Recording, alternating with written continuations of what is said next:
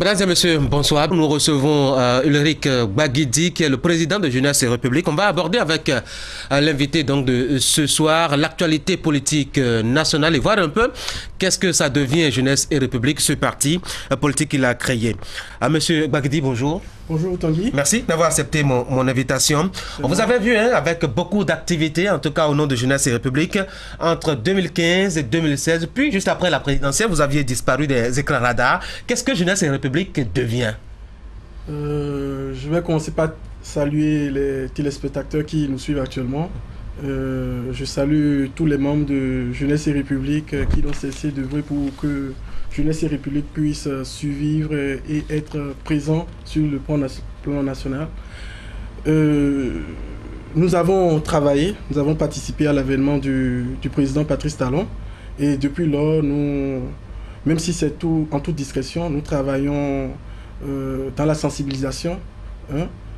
Nous sommes à la base, nous échangeons avec la population pour leur expliquer les biens fondés des actions du gouvernement.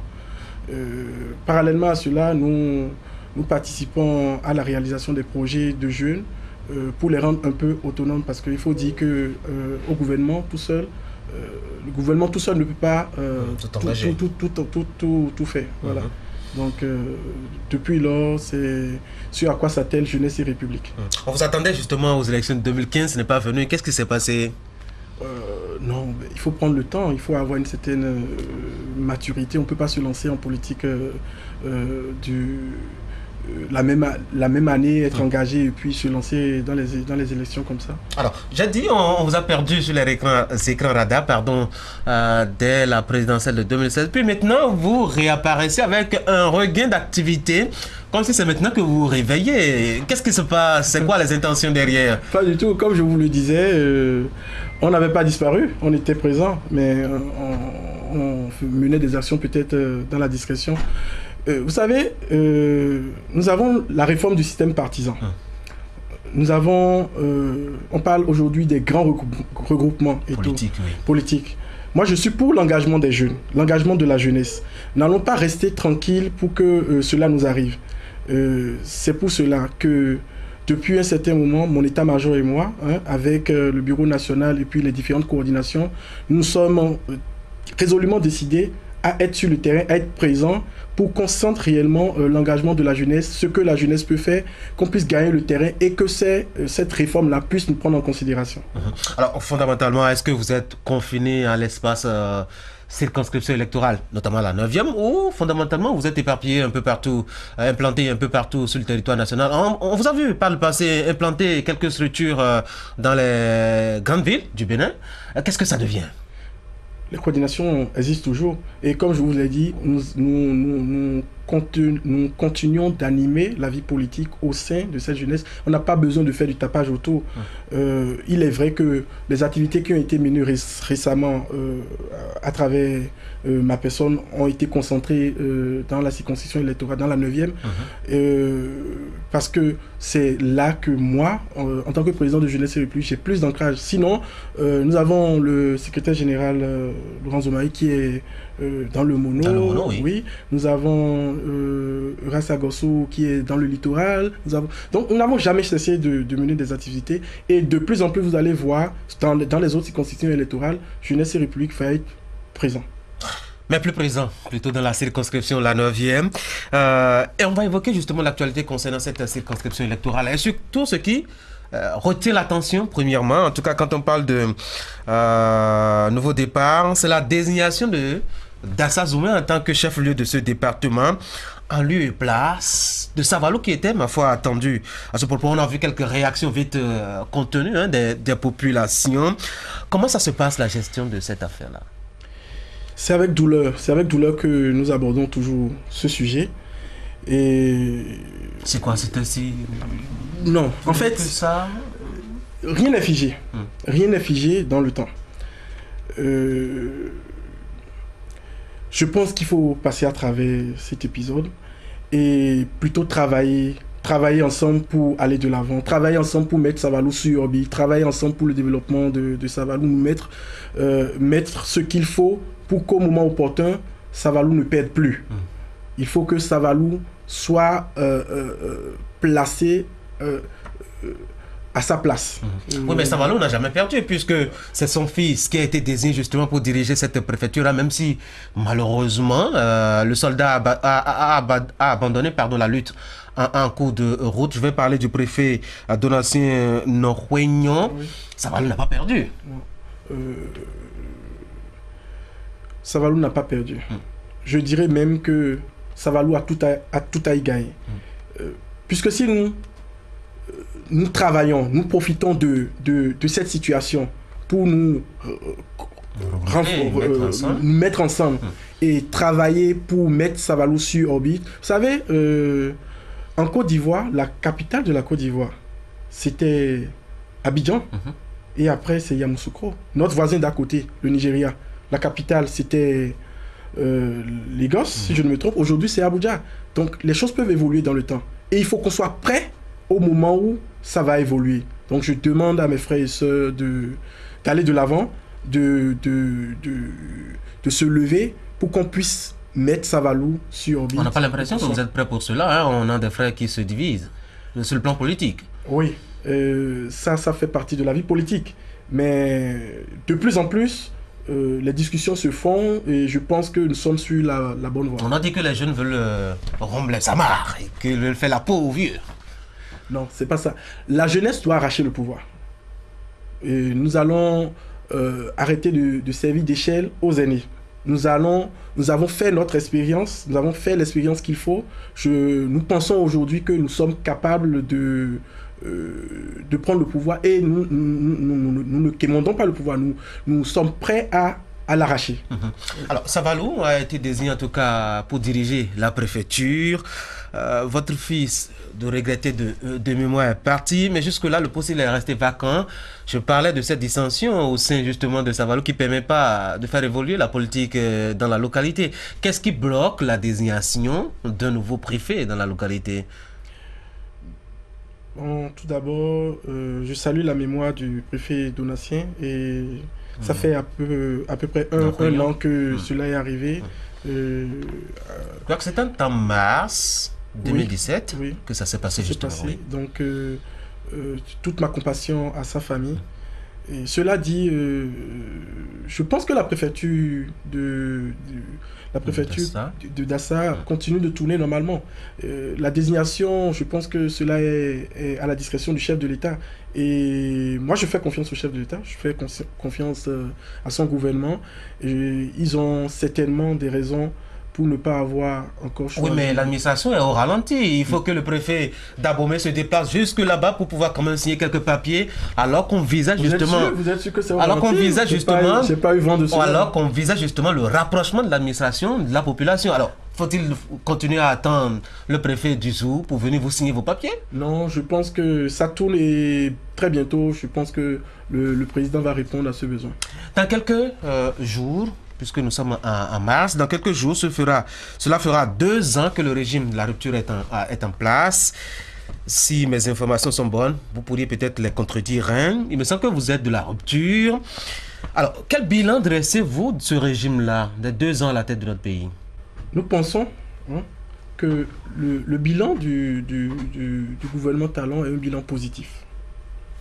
Ça fait 2 ans que ce gouvernement a été mis en place. C'est vrai, on dit souvent que quand il reste à faire, rien n'est fait. Et comme le dit mon aîné, je vais citer des aînés, Gaston Zossou, quand on veut construire haut, on creuse profond. C'est une expression que tout le monde ne peut pas comprendre. Il faut être un peu intellectuel pour comprendre. Quand vous voulez bâtir une maison, vous étudiez le sol, vous mettez une fondation en place selon le bâtiment que vous voulez ériger et tout. Ensuite, vous montez les murs. Vous savez, à cette étape-là, le commun des mortels ne peut pas apprécier la bâtisse. On se demande, mais qu'est-ce qui se passe? Est-ce que c'est quoi ça et tout? On peut même dire, ils ont fait n'importe quoi. Donc, quelle est la bâtisse qu'on met en place et en 2 ans, on n'a pas encore une idée de ce que ça va donner? Ça dépend de ce qu'on est en train de monter. C'est pas le même temps qu'on prend pour construire une villa, qu'on prend pour construire une maison à étage ou une gratte-ciel. Ça dépend de ce qu'on veut construire. Donc là, je pense que le gouvernement du président Patrice Talon a décidé de mettre des bases solides et profondes pour qu'on puisse mettre en place des gratte-ciel au Bénin.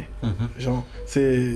Oui, mais on a fait beaucoup d'images, M. Baguedi, beaucoup d'allusions, mais concrètement, qu'est-ce qui a été fait en 2 ans? C'est ce que nous voulons savoir. Beaucoup de choses. Oui. Beaucoup de choses. Déjà, on a pu faire le diagnostic des différents secteurs pour pouvoir mettre en place un programme d'action de gouvernement qui s'étend sur 5 années. Et aujourd'hui, on est en phase de réalisation. Vous pouvez remarquer que la route des pêches qui a vu le jour... On a dit que c'était un vieux projet de l'ancien régime. Effectivement, ça a vu le jour. Mais la phase de réalisation, c'est sous ce régime et ça a été bonifié d'un apport financier un peu plus colossal que ce qui était prévu. Et aujourd'hui, cette route-là a vu le jour. Vous pouvez vous promener pour aller voir, ça se construit très bien. Mais je vais vous servir, c'est que les Béninois ont servi en son temps au président Nicéphore Dieudonné Soglo. Moi, je parlais pavé. Bon, on a tracé la route des pêches, on ne va pas manger la route des pêches, non? Oui, mais par exemple, nous avons le projet des cantines scolaires qui s'était arrêté il y a 2 ans. Et aujourd'hui, ce projet-là est revenu. Le gouvernement du président Patrice Talon l'a redonné vie. Quelle est son importance et sa pertinence? Mais nos apprenants, ils doivent manger. Aujourd'hui, ils ont des repas chauds et c'est passé de 1 milliard à 7 milliards aujourd'hui. Et je pense que c'est très important parce qu'on a des enfants, il y a de ces apprenants-là qui n'ont pas le minimum pour manger aux heures de pause. Alors justement, vous aviez évoqué la question des cantines scolaires. Ben, l'actualité, on le connaît au pays, hein, c'est les grèves. Quelle est la position de Jeunesse et République là-dessus? L'OIT a prévu le droit de grève aux travailleurs. C'est un droit. Même la Constitution béninoise l'a reconnu aussi. L'a reconnu également, c'est vrai. Et l'OIT a également prévu un cadre, a suggéré qu'il y ait un cadre de concertation entre l'État et les centrales syndicales de chaque pays. La grève devrait être un dernier recours. Un dernier recours parce que le droit est relatif. Le droit, nous avons tous des droits. La population a le droit de se faire soigner. Les apprenants ont le droit d'avoir, les enfants ont le droit d'être éduqués. Vous savez, les droits des uns ne devraient pas empiéter sur les droits des autres. Je pense que chaque parti devrait faire des concessions pour que ce cas de concertation que nous a suggéré l'OIT puisse véritablement fonctionner afin que nous n'assistons pas à tout bout de champ. Mais quand ça ne fonctionne pas, ce n'est pas de la faute au syndicat. C'est au gouvernement d'appeler à la négociation, c'est au gouvernement de convoquer les sessions et de discuter de façon permanente avec les centrales et confédérations, ce qui n'arrive souvent pas, on attend les crises. C'est pour ça que je parle d'une thérapie qui serait... Le gouvernement ne peut pas discuter entre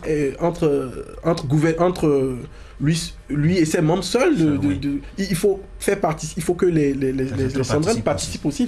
Donc c'est des deux côtés. Il faudrait que pour l'intérêt général, qu'on puisse véritablement mettre en place un vrai cadre de concertation des deux parties pour anticiper sur ce genre de situation. Oui, mais là, nous sommes coincés. C'est vrai que nous enregistrons cette émission, je dois dire, au lendemain d'une décision d'une des intersyndicales, justement, parlant de celle des enseignements maternels primés, qui a appelé justement à la suspension de la motion de grève. Mais comment est-ce qu'on sort de ce bourbier? Je pense qu'actuellement, il y a des discussions qui sont en cours et... Dans le passé, c'est déjà arrivé plusieurs fois, même au temps de l'ancien régime. Je fais confiance, nous faisons confiance au gouvernement du président Talon. Ils sauront trouver, les ministres d'État sauront trouver... Alors, on avait commencé par évoquer les actions, les grandes actions de la rupture, du régime de la rupture depuis ces 2 ans. Je n'ai pas vu ce que Patrice Talon et son gouvernement ont pu réaliser dans Savalo pour vous, puisque vous êtes là justement en tant que fils de Savalo, au-delà d'être président de Jeunesse et République. Nous avons un problème dans la zone, un problème fondamental. C'est le problème de l'eau, dans les collines en général. Le gouvernement du président Talon a a tout fait pour qu'on puisse mettre un projet pour répondre à ce besoin. Ça, c'est tout récent. Exactement. Et il y a quelques semaines, pour répondre aux besoins en eau de Savalo, plus précisément, il y a 15 forages qui sont en cours de construction, de construction pour répondre temporairement à ce besoin avant que... On a dit que c'est un vieux projet aussi. Mais qui va en phase de réalisation sous le président Patrice Talon. Qu'est-ce qu'il faut à Savalo aujourd'hui? Qu'est-ce qui manque à Savalo à part l'eau? L'électricité. L'électricité. Et là-dessus aussi, on attend justement le gouvernement de la rupture. Oui. Parce qu'on avait eu des dates par le passé, on nous a promis la fin de délestage à un moment donné, on ne l'a pas eu jusque-là. Et même si, bon, la situation s'est quelque peu améliorée, il n'y a que la coupure. Je pense qu'on a parlé de 2019. Je pense qu'on n'est pas loin. Et je pense que le gouvernement met les bouchées doubles pour qu'on arrive à ce résultat. 2019 ou 2017? On a parlé de 2019. Bah, le président a dit dans une interview 2017. Vous êtes sûr, Tanguy? Absolument. Je suis de l'actualité. Moi, je sors mes renseignements d'un conseil des ministres. Oui, le conseil des ministres a dit peut-être 2019. Oui. Mais le chef qui a dirigé justement ce conseil... Vous savez, un chef, il met la pression pour qu'on puisse avoir des résultats. Donc, je pense que le président Patrice Talon, en disant 2017, était dans son rôle. C'est ça. Allez, on va parler de l'actualité au plan national. On va laisser votre Savalo natal. On va parler du Bénin. Et l'actualité au plan politique, c'est justement la réforme du système partisan qui est envisagée, discutée, ça et là, dans les creusets politiques. Est-ce que vous en avez parlé, discuté entre vous, à Jeunesse et République, là-bas? Oui, toujours. Qu'est-ce que vous en dites? Il faut innover. Et une société qui n'innove pas est appelée à disparaître. Donc je salue déjà l'opportunité que nous avons de revoir le fonctionnement de notre système partisan. Ouais. Mais il faudrait qu'on réfléchisse afin de mettre en place des réformes qui ne marginalisent pas des classes, des couches de la société. Comment ça? On ne doit pas juste se baser sur l'ancienneté pour faire les grands regroupements. Nous pensons au sein de Jeunesse et République que les regroupements doivent se faire en se basant sur les idéaux que défendent chaque couche, chaque parti, chaque personne. Il y a des idéaux. Ensuite, nous avons des courants. Au sein des idéaux, il y a des gens qui sont des extrémistes, il y a des gens qui sont tolérants, modérés, etc. Donc, on doit se regrouper à travers, en se basant sur des idéologies. Et sans quoi, si ce n'est que l'ancienneté, nous allons assister à des regroupements de partis politiques qui n'ont pas les mêmes idéaux, mais juste parce qu'ils ont des affinités, mais qui n'ont pas forcément les mêmes idéologies, ils vont se mettre ensemble et on va assister aux mêmes résultats. Vous mettez de côté l'expérience qu'il faut avoir pour aller en politique, par exemple. C'était capital pour être, par exemple, sur une liste ou pour être élu à un poste donné. Il ne faut pas être si novice que ça. Et c'est pourquoi la bataille des jeunes, moi, me paraît à la fois contradictoire et antinomique. Oui, les jeunes, d'accord, à des postes de responsabilité, d'accord, mais les jeunes expérimentés, cultivés, qui ont justement la ressource. Et comment ça peut se négocier dans ce cadre de réforme du système partisan?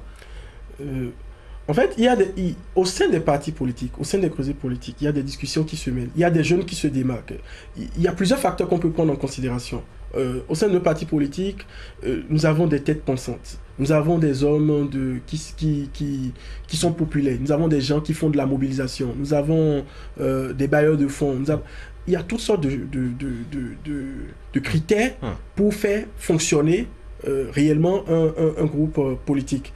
Donc, on ne peut pas juste se baser sur l'ancienneté. Il devrait y avoir de la place pour tous les acteurs qui font vivre réellement un parti politique. Et je pense que la jeunesse a cette force-là et je lance un appel à tous les jeunes qui sont au sein des partis politiques que ce qui s'en vient est quelque chose de si important qu'on ne doit pas dormir, sinon nous allons disparaître. Nous avons notre mot à dire, nous devons nous battre, nous devons démontrer de quoi nous sommes capables et justement permettre que ce qui s'était déjà passé ne nous arrive plus. Donc, cette réforme-là qui est en cours ou qui s'en vient, c'est une opportunité pour la jeunesse. C'est une question, je dois dire, intéressante, surtout sur ce volet où on est avec un régime qui pense qu'il faut faire la promotion des jeunes. Mais dans les partis politiques, ce n'est pas une affaire de promotion des jeunes. Hein. Pour se faire positionner, il faut avoir de l'argent. Pour avoir une place, forcément, il faut peut-être disposer d'un certain nombre d'atouts, tels que peut-être la popularité dont vous aviez parlé tout à l'heure. Et ça ne se négocie pas sans les moyens. Il faut avoir une équipe, ça ne se négocie pas sans les moyens, etc. Mais tout ça, on ne peut pas intégrer ça dans un test. Non, évidemment, on ne peut pas intégrer ça dans un test. C'est une réalité. Et je donne un exemple. Oui. Vous voyez. Les jeunes, c'est eux qui, la plupart du temps, ont la capacité de mobilisation. C'est eux qui sont sur le terrain. C'est eux qui collent les affiches. Qui collent les affiches. C'est eux qui sont le plus. Collent les affiches. C'est eux qui sont les plus. Oui, généralement, c'est la tâche qu'on leur a fait, justement. Coller les affiches, faire les commissions, aller faire les photocopies, multiplier, justement. Au sein des groupes politiques, il y a des jeunes qui se démarquent. Il y a des jeunes qui se démarquent et qui reçoivent des coups de dernière minute. Et justement, à cause du pouvoir financier. Nous avons des gens qui militent, nous avons des jeunes qui militent au sein des causées politiques pendant des années, qui ont l'expérience qu'il faut qui se démarquent au sein des causées, qui participent et tout. Et parce qu'il y a des gros bonnets qui surviennent du jour au lendemain, on leur accorde... Il faut bien que le parti vive. Il faudrait qu'on puisse intégrer au sein de cette réforme-là des discussions.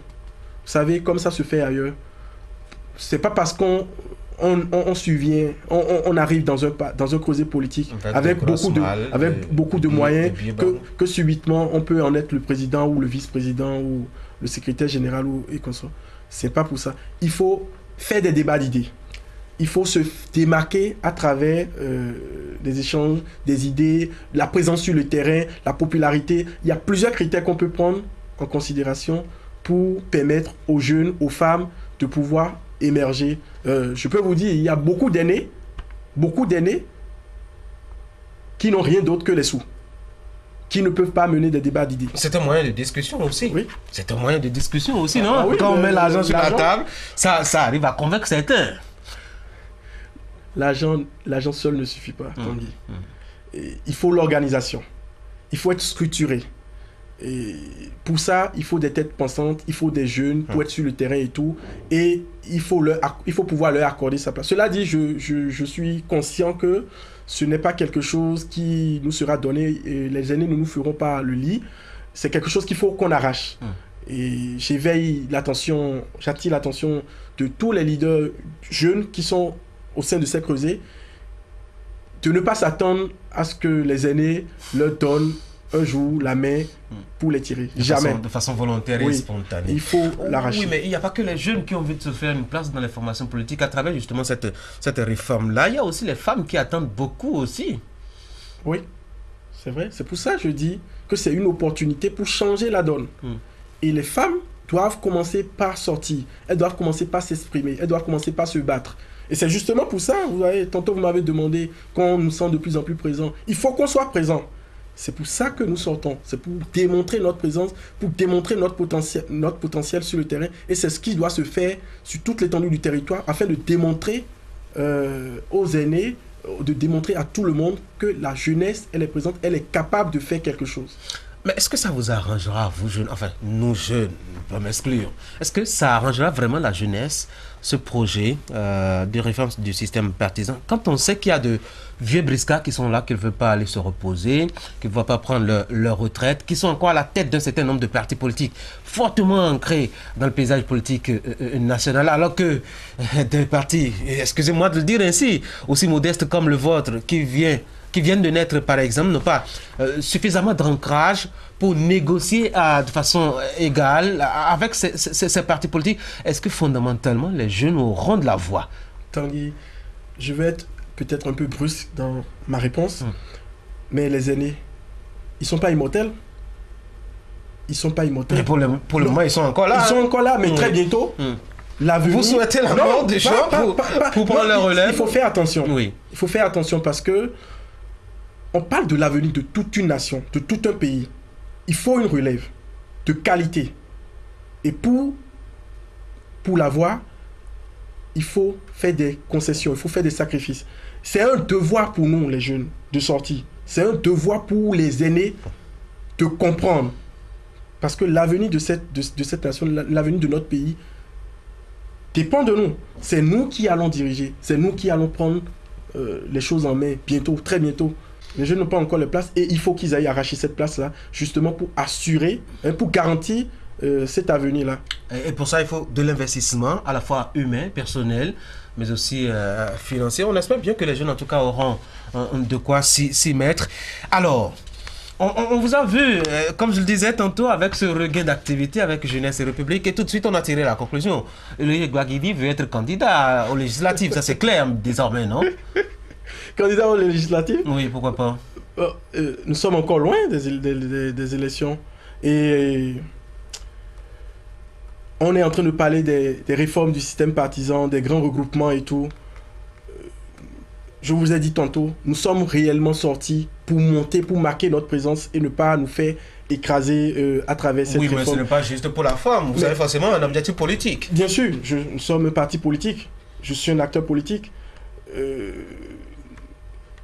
Quand viendra le moment, si Jeunesse et République se retrouve dans un grand regroupement, si ce regroupement décide de porter la candidature de Ulrich Gbagidi, en ce moment on avisera. Et si ça lui arrivait de porter la candidature de ce que vous appelez vieille génération, comment ça se fera? C'est pour ça que nous nous battons. Et vous allez sans doute remarquer que de plus en plus, il y a un courant sur toute l'étendue du territoire national. On dit jeune pour jeune. Aujourd'hui, la jeunesse a compris et on va d'abord se battre et on verra. Oh, parce que ça va être vraiment, ça va avoir vraiment un aboutissement là quand on voit un peu la physionomie politique nationale. C'est vrai qu'il y a beaucoup de jeunes qui s'engagent, notamment dans les circonscriptions électorales, en optant surtout pour l'élection, soit à la base, soit au niveau de la députation, mais au-delà des moyens qu'il faut engloutir. Est-ce que vous pensez fondamentalement que les jeunes ont une philosophie, ont des idées à partager aujourd'hui, ont des choses à apporter fondamentalement? Quand vous les voyez se prononcer en public, quand vous les voyez opter peut-être pour une candidature ou pour, c'est pas moi, quelques aventures sur le plan politique aujourd'hui. Excusez-moi Tanguy, mais il y a beaucoup de jeunes qui ont des idées, qui ont des idéologies. Et si on devrait même comparer entre les aînés et nous, je pense que modestement, je dirais quand même... Vous voulez vous jeter des belles fleurs? Qu'on a quand même ce qu'il faut. Je dirais ça comme ça. Un mot rapidement pour finir, Ulrich Gbagidi. Je voudrais, pour finir, demander à tous ces leaders, à tous les leaders jeunes, qui aujourd'hui sont résolument décidés à donner de la voix aux jeunes, de ne pas baisser les bras, d'être actifs sur le terrain. Je voudrais demander à tous les jeunes au sein des partis politiques d'être actifs pour se faire, pour avoir une voix, afin que le système partisan, les réformes qui sont en cours, puissent réellement prendre en considération la jeunesse.